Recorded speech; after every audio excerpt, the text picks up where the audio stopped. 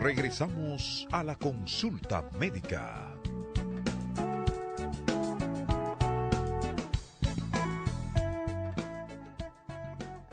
Qué bueno que están con nosotros en esta consulta médica. Yo soy Patricio Peralta. Para mí un grato placer poder compartir esta hora, ¿verdad?, en donde nosotros pretendemos aportar un granito de arena en lo que tiene que ver con la felicidad de la gente, porque definitivamente la salud es lo más importante que puede tener el ser humano.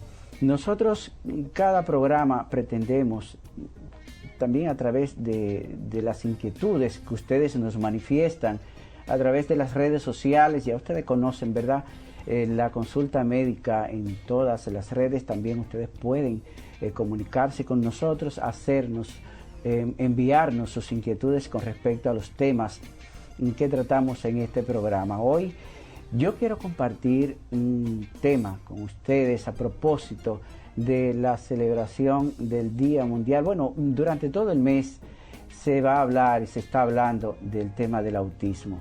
Y específicamente el Día Mundial de la concienciación sobre el autismo. Quizás usted en su familia haya un niño, ¿verdad?, con ciertas manifestaciones, y quizás usted no ha tenido, los padres no han tenido la idea, ¿verdad?, de que pueda estar padeciendo de este trastorno, ¿verdad?, llamado el trastorno del espectro autista, que modernamente es como se llama. Sobre esto nosotros vamos a conversar precisamente con gente que sabe de esto, que está día a día tratando a través del CAIP estas manifestaciones, de qué manera podemos nosotros también hacer una sociedad comprometida con el autismo. Precisamente es el tema de la Organización Mundial de la Salud, y nosotros queremos en ese sentido dedicar este programa. Precisamente yo quiero compartir con ustedes la presencia de la doctora Yaila de Peña. Ella es pediatra con especialidad en discapacidad, y también con el licenciado Luis Armando Rivera. También es encargado del servicio de terapias complementarias del Centro de Atención Integral para la Discapacidad del CAI. La doctora Peña es encargada del servicio de pediatría del CAI. También para mí un grato placer poder compartir con ustedes este programa. Qué bueno. Gracias, Muchas gracias. El placer es nuestro.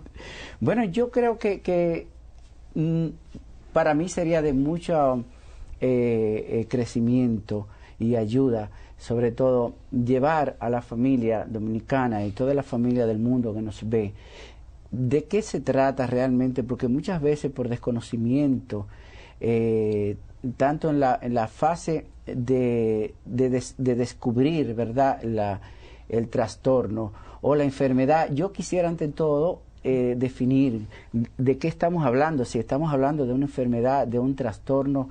¿Qué es el autismo realmente? Okay. El autismo, como dice su nombre, o sus siglas TEA, trastorno del espectro autista, es un trastorno, no es una enfermedad, no es contagioso, y se define por un trastorno que trae dificultades a niveles sociales y de comunicación, primero.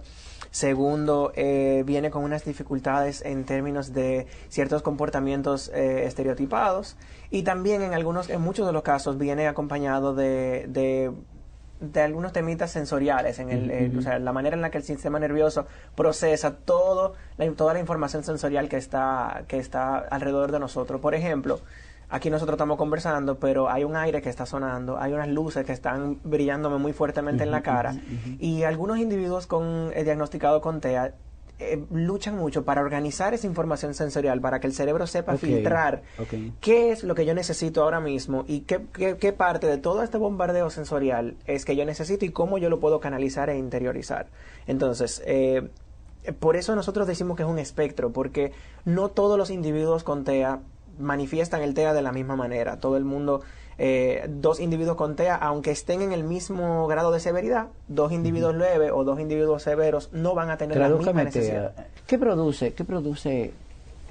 Realmente es una condición que se produce desde que nace la persona o es adquirida de alguna manera?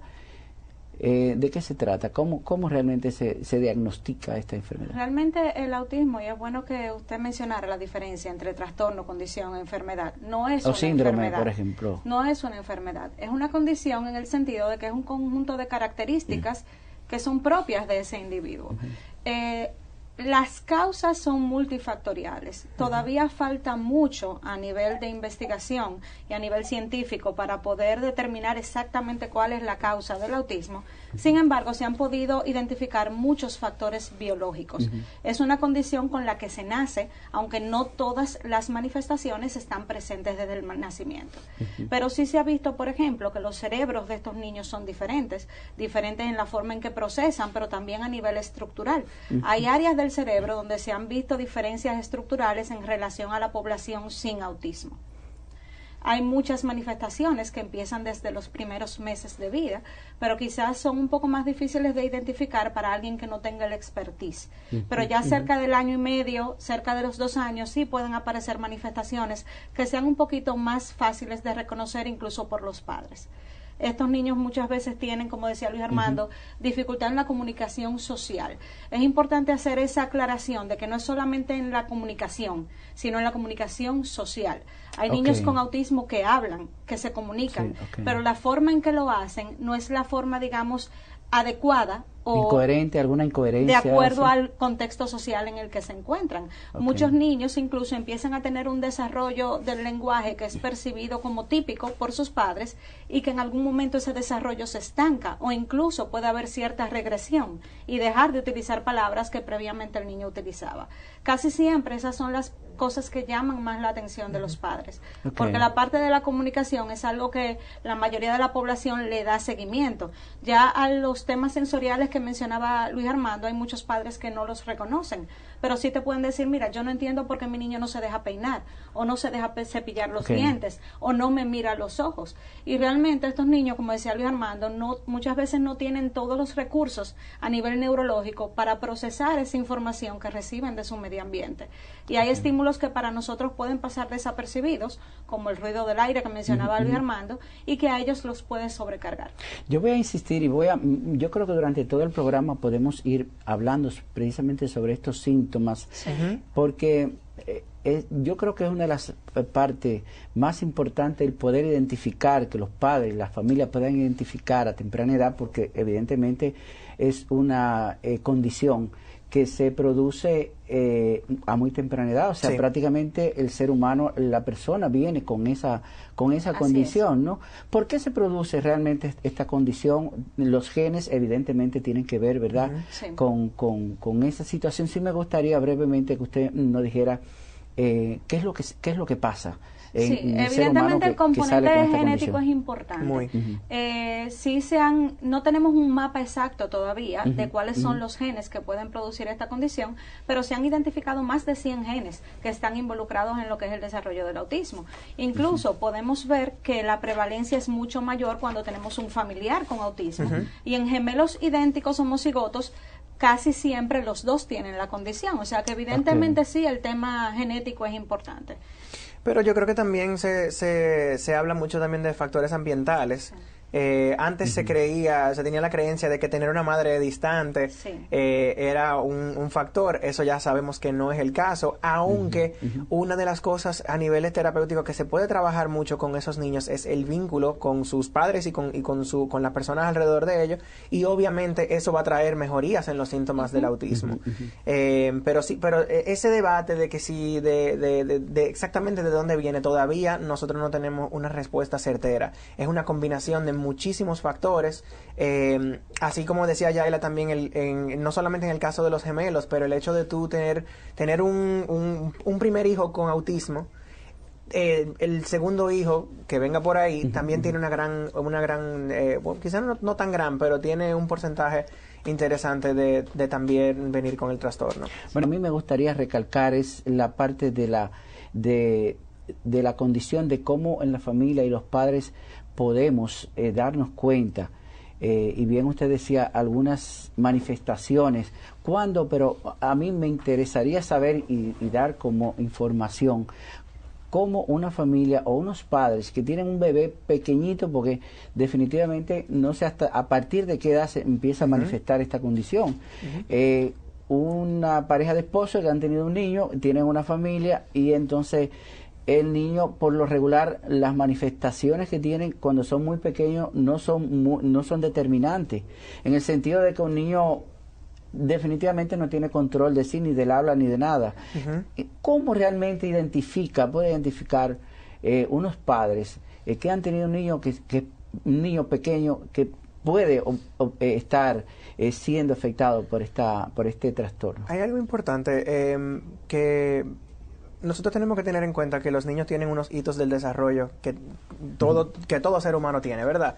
Nosotros sabemos más o menos a qué edad el niño debe comenzar a gatear, debe comenzar a caminar, debe comenzar a decir sus primeras palabras. Entonces, cuando los padres ven que estos hitos no se están dando quizá en el momento en el que se tienen que dar, o que de repente quizás se dieron, de repente el niño gateaba, caminaba a tiempo, comenzó a balbucear, comenzó a decir mamá, papá, pero al año y medio, casi a los 2 años, el niño de repente dejó de decirlo, o retrocedió, o ya se quedó con ese repertorio de palabras y no comenzamos a ver más nada.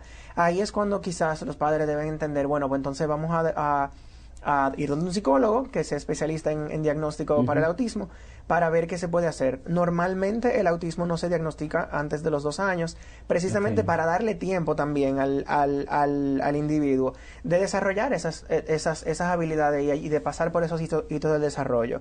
Un diagnóstico a tiempo definitivamente puede cambiar el pronóstico de un individuo. Se habla, incluso antes se hablaba de que del autismo nunca se sale, que ciertamente hay muchas corrientes que hablan de eso, porque tú vives con esa condición ajustada o mejor manejada por el resto de tu vida, pero hay individuos que muestran una mejoría tan grande cuando se interviene temprano y a tiempo, que muestran una mejoría tan grande que es casi, vamos a decir, que no se puede percibir. Asimismo, también tenemos individuos que reciben terapia desde un comienzo, desde que se detectó justo a los 2 años, y por la severidad quizá de su condición, por ya algo quizá más neurológico, no muestran esa misma mejoría, aún habiendo recibido la misma cantidad de terapia y el mismo tipo de terapia.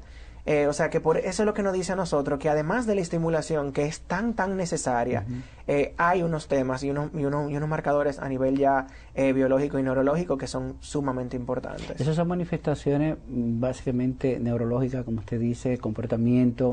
En el tema médico, en el tema físico, por ejemplo, realmente los cambios, ¿cuál es su punto de vista en este tema? No, a nivel físico no vamos a ver nada en un niño con autismo diferente a los demás niños. Sí se han visto algunos estudios en los que se ha visto que quizás son un poquito más grandes, que tienen un poco más de peso en relación a otros niños, pero eso no es nada definitivo. Sí es un poco más de lo que es el desarrollo neurológico, y como decía Luis Armando, el llegar a esos hitos del desarrollo. Y aunque ciertamente es muy difícil tú plasmar un diagnóstico de autismo antes de los 2 años, sí se pueden identificar muchas cosas en ese niño a nivel de desarrollo antes de los 2 años, e incluso irlas trabajando, aunque no lleguemos a una conclusión diagnóstica de inmediato. Hay datos de niños tan pequeños como 3 o 4 meses, donde ya los padres tienen preocupaciones. Yo tuve una paciente hace unos meses que la mamá me decía, desde que yo le daba el pecho a mi hijo, yo sentía que no había conexión conmigo. Y esa madre incluso me dice, yo pensé que era que yo tenía una depresión posparto, porque ella no sentía esa conexión. Hay algo que son los gestos, la comunicación no verbal, que también en estos niños a veces vemos un poco de dificultades en esa área. Y tú tienes un niño que la mamá te dice, mira, mi otro hijo a esa edad ya decía bye bye con la mano.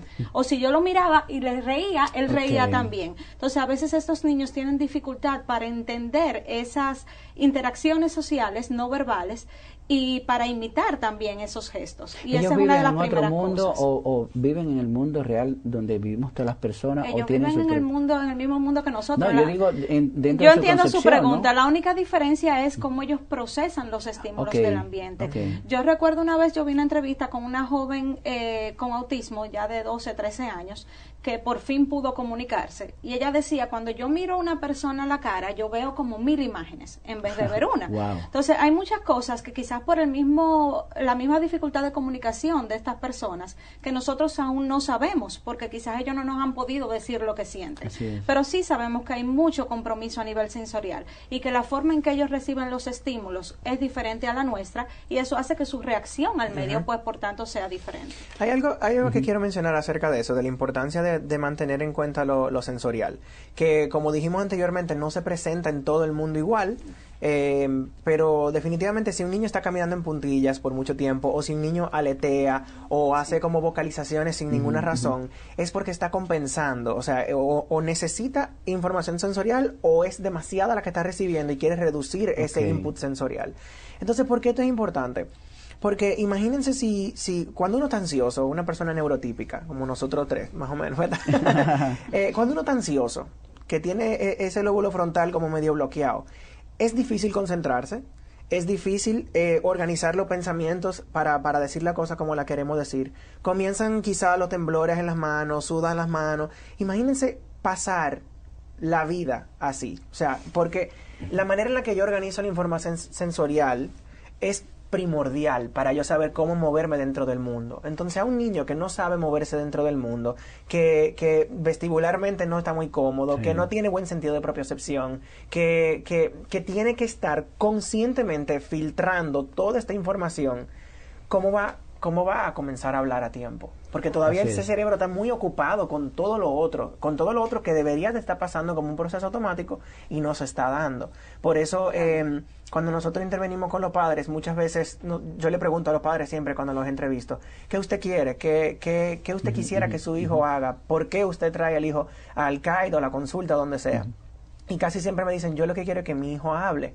Pero usted ve al niño y el niño todavía está muy ocupado procesando todo. Y en la medida que se da ese proceso, que con terapia ocupacional y diferentes estimulaciones, pues entonces comenzamos a ver cambios y comenzamos a ver quizá una apertura más hacia la comunicación, hacia los otros. Pero ¿cómo yo le voy a poder prestar atención a otra persona o estar pendiente del otro si yo estoy muy comprometido con lo mío todavía? Así es, sí. Bueno, es una situación definitivamente bastante complicada. Es muy complejo. Complejo, que solamente ellos mismos en su mundo son los que pueden realmente tener un concepto definido de lo que tienen. Definitivamente uno apenas puede, y ustedes lo que son expertos, precisamente, y todo este trabajo que están realizando en el CAI, con toda esta experiencia que ustedes tienen, que me gustaría conversar al respecto. Mientras tanto, yo quisiera, me permitan una pausa también ustedes, amigos amables televidentes, y vamos a ver antes de la pausa esta historia precisamente del caso de Edwin Muñoz. Adelante. Primeramente quiero darle gracias a Dios porque nos dio la oportunidad de ser parte del CAI. Edwin no hablaba, Edwin jugaba solo, Edwin era un mundo aparte.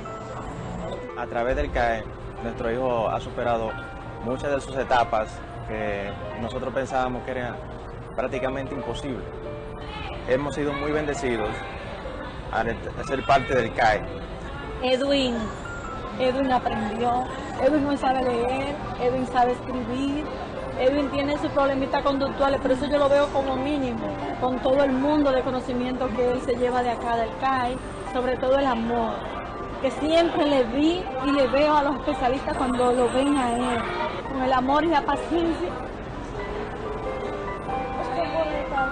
Gracias, CAI. Usted está en sintonía con la consulta médica. Continuamos, esta es la consulta médica. Yo soy Patricio Peralta, yo no soy médico, yo soy periodista, pero especializado en el tema de salud. Mucha gente me dice en la calle, ¿cómo está, doctor? No quiero dejar claro esto, ¿verdad? Por eso muchas veces nosotros no nos atrevemos a opinar de temas médicos, ni mucho menos damos recetas ni por las redes ni por los medios, sino que lo que queremos es aportar un granito de arena precisamente a la salud de las personas y sobre todo en el tema de la prevención. Por eso cada sábado tenemos invitados los especialistas que ustedes nos solicitan y también de los temas que son propios de las familias, sobre todo de la familia dominicana. Hoy estamos conversando precisamente con la doctora Yaila de Peña. Yo quiero más o menos para que ustedes tengan idea con quién estamos hablando. Ella es doctora pediatra, ¿verdad? Tiene especialidad también en neurología pediátrica, ¿sí? Ella es de discapacidad, exactamente, encargada del servicio de pediatría del Centro de Atención de la Discapacidad, ya todos conocemos el CAID, y también ella realizó entrenamiento en la Sociedad Británica de Neurología Pediátrica en Desarrollo, Comportamiento y Aprendizaje, además de diversas capacitaciones en temas de trastorno de espectro autista y discapacidad. También está con nosotros el licenciado Luis Armando Rivera, es encargado del servicio de terapias complementarias del CAID. Su especialidad es en intervención en psicoterapia y musicoterapia. Tiene entrenamiento especializado en musicoterapia neonatológica y neurológica para la rehabilitación del habla y de la marcha. Dentro de esa integridad en lo que respecta a la salud del niño, es diferente. Por ejemplo, el centro del CAI específicamente trabaja problemas de trastornos que tienen que ver con la psiquis, que tienen que ver, que son neurológicos o son problemas generales de salud del niño. ¿Cómo está dividida, sobre todo con respecto a los programas del CAI? Ok, no, realmente los temas de salud de un niño con autismo son los temas de salud de un niño, punto. Sí sabemos que hay algunas condiciones de salud, sobre todo neurológicas, que son más comunes en estos niños que en otros. Por ejemplo, la epilepsia. Se ha visto que es más común tú tener un niño con autismo que tenga también epilepsia que un niño sin autismo. Sin embargo, el manejo es el mismo que en los niños típicos. No hay ninguna diferencia. El manejo es por un neurólogo pediátrico que hace el tratamiento que considere pertinente. No hay diferencia en ese sentido. En cuanto al servicio de pediatría del CAID, nosotros hacemos un énfasis en lo que es la pediatría del desarrollo y tratar de no solamente identificar cuál es la condición que tiene el niño que nos visita, sino identificar posibles causas y factores de riesgo a nivel de salud. Sin embargo, nosotros no desvinculamos a ese niño de lo que es el seguimiento médico en su comunidad, porque entonces estaríamos contribuyendo con lo que es el aislamiento de los niños que son diferentes.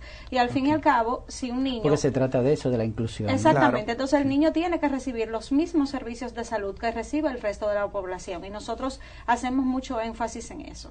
Y dentro de lo posible nos mantenemos en comunicación con sus pediatras de cabecera a nivel de su comunidad para que ellos también vayan teniendo un poquito más de conciencia en relación a este tipo de condiciones.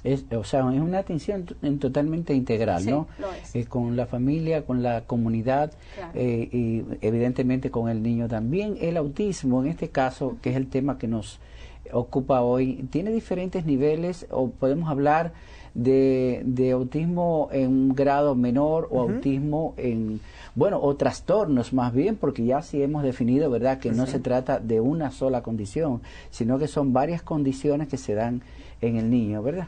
Pudiéramos decir que es una condición, una sombrilla, y que debajo de esa sombrilla puede venir con una sintomatología diferente según el individuo. Entonces, según la sintomatología que se presenta, se divide normalmente en leve, moderado o severo, con algunos grados. Por ejemplo, pudiéramos decir que un niño es leve a moderado, pues está un poquitico más hacia lo moderado. Y todo eso va a depender de la sintomatología y de los comportamientos y las conductas y las necesidades que presente ese niño.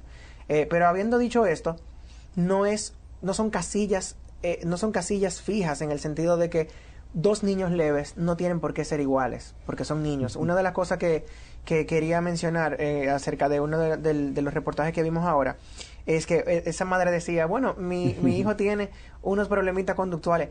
¿Qué niño no tiene problemitas conductuales? A nosotros a veces por tener un diagnóstico por encima de la realidad de lo que es un niño, a veces se nos olvida que hay conductas y situaciones que se presentan con el niño, que se presentan con los niños neurotípicos también, que no tienen, hay cosas que no son síntomas del autismo, sino síntomas propios del niño. Hay muchos niños que dicen, los padres dicen, yo quiero que él hable, y que nosotros vemos que quizá tiene aptitudes para hablar, y quizá al niño no le interesa, quizá el niño no quiere comunicarse con las otras personas, y uno le presenta unos sistemas alternativos de comunicación que se utilizan en el CAID, para ver si se comunican. Pero hay niños que no les interesa eso, que prefieren comunicarse de otra manera que no sea verbalmente. Entonces, por eso es importante entender que es un espectro, porque tenemos niveles diferentes de funcionamiento y de severidad. Sí, en ese sentido también es importante hacer un énfasis en lo que son los casos leves, porque a lo que es, si nos referimos a lo que es conocimiento a nivel general de la población general, que no es profesional en este sentido, los casos más severos quizás son un poco más fáciles de identificar, porque la gente ve películas, ve documentales y asume que cuando hablamos de una persona con autismo, a eso es que nos referimos. Entonces, por eso, en las manifestaciones que mencionábamos ahorita, mencionábamos la comunicación social. No hablábamos solamente de comunicación, de si el niño habla o no habla. Y esto es importante porque a veces tenemos niños que son muy verbales, que hablan mucho, y la madre dice, no, pues mi niño no tiene autismo porque los niños que tienen autismo no se comunican. No se comunican. Entonces hay que ver la manera en que ese niño utiliza el lenguaje. Igualmente, todo el mundo asume que el niño que tiene autismo se aísla, y no es cierto. Al contrario, tenemos algunos niños que tienen acercamientos exagerados, incluyendo a los extraños. Entonces, no podemos encasillarlo, como mucha dice Luis Armando. He visto algunos niños eso con pasa mucha muchas veces. ¿no? Entonces, no podemos encasillarlo. Y a nivel familiar, no es cuestión de hacer el diagnóstico dentro de la familia de yo creo que mi niño tiene autismo o yo creo que mi niño no tiene autismo. Es de identificar necesidades en su hijo.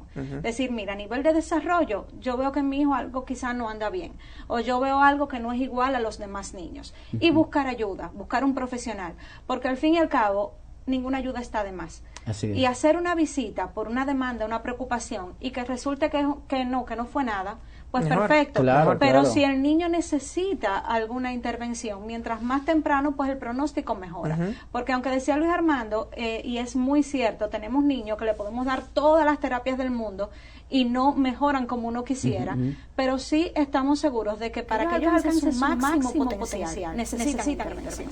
Y eso mientras más temprano, pues mejor el pronóstico. Bueno, hay un aspecto que de las preguntas que nos han llegado precisamente, dice que si el autismo, que es el tema que realmente nos ocupa hoy, si es más propenso la mujer o el hombre, en este caso, bueno, el género, ¿no? Femenino, realmente, ¿cómo se distribuye esta condición en cuanto a género? Va bastante a la par, porque tenemos muchos países en los que se ve una incidencia mayor en masculino, sin embargo hay otros que reportan mayor incidencia en el género femenino. Entonces realmente va bastante a la par, va cerca de un 50-50.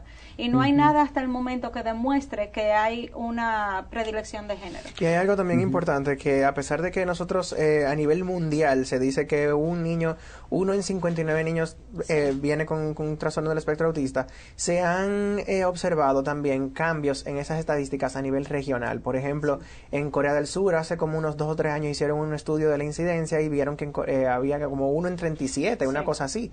Entonces, es importante saber que cada vez las estadísticas van cambiando, la prevalencia a través de los años ha aumentado. No necesariamente porque hay una epidemia ni nada de eso, porque como no es una enfermedad, pero sabemos definitivamente que primero los instrumentos para detectarlo se han vuelto más sofisticados. Ahora podemos detectar factores de riesgo para el autismo muchísimo más temprano que antes.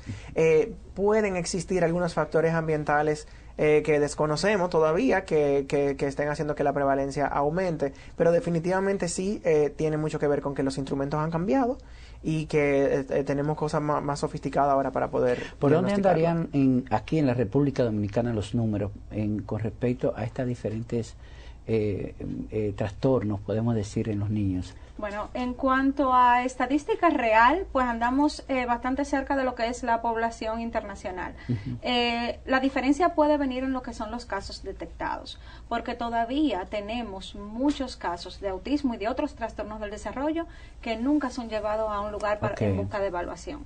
Lamentablemente. Nosotros ahora en el CAIT, que desde que el CAIT existe, hay mucho más conocimiento y hay más campañas de concienciación. Hemos recibido niños de 6, 7 años que la familia te dice, mira, yo noté esto desde los 2 años. ¿Y dónde lo llevaste? No, a ninguna parte, pero ahora supe del CAIT y lo traje. Entonces, las estadísticas nuestras por el momento no van a ser nunca reales, porque hay muchos casos que no conocemos porque la familia nunca buscó ayuda. Así es.